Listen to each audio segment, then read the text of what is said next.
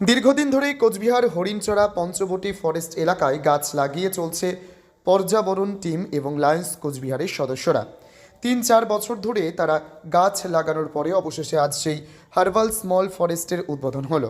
রবিবার সকাল 10:30 নাগাদ কোচবিহার হরিণচড়া সংলগ্ন এলাকায় পঞ্চগতি হার্বাল স্মল ফরেস্টের উদ্বোধন করলেন Cooch Behar police super Sandip Karra, DFO Ashitabh Chatterjee, Lions ক্লাবের বিভিন্ন সদস্য ও পর্যাবরণ সংরক্ষণের সদস্যরা। এদিন ফরেস্ট উদ্বোধনের পাশাপাশি লায়ন্স ক্লাবের একটি ব্যানারও উন্মোচন করা হয়।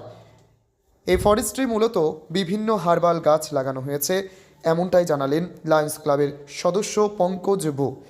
আজ উদ্বোধনের পাশাপাশি হরুতকি, আমলকি আরও অন্যান্য গাছ রোপণ করা হলো পুলিশ সুপারের দ্বারা। কি জানাচ্ছেন আজকের এই অনুষ্ঠানে থেকে লায়ন্স ক্লাবের সদস্য পঙ্কজ বুচ্চা, শুনে নেওয়া যাক।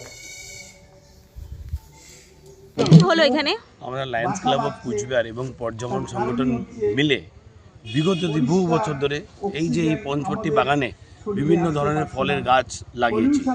আজকে ওটা উদ্বোধন করেছেন আমাদের মাননীয় এসপি সন্দীপ কারা স্যার, এবং লায়ন্স ক্লাব অফ কুচবিহারের যে বোর্ডটা ওটাও উনি আজকে ওপেনিং করেছেন। এই ছোট্ট একটা program lions club of Cooch Behar এবং পর্যাবরণ সংরক্ষণের তরফে আজকে হলো।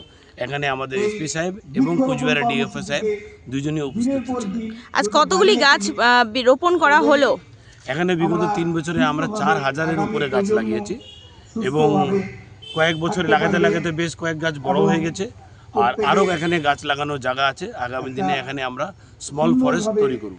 আচ্ছা, এখানে দেখা গেল লেখা ছিল পোস্টারে স্মল হার্বাল ফরেস্ট। মূলত কি এখানে হার্বাল ফরেস্টেরই রোপণ করা হচ্ছে নাকি সমস্ত ধরনেরই? সমস্ত পঞ্চবটি সমস্ত ধরনের গাছ আছে, কিন্তু স্পেশালি হার্বালের দিকে আমরা একটু জোর দিয়েছি। আপনার নাম কি? Pankaj Buchcha, secretary Lions club of Cooch Behar.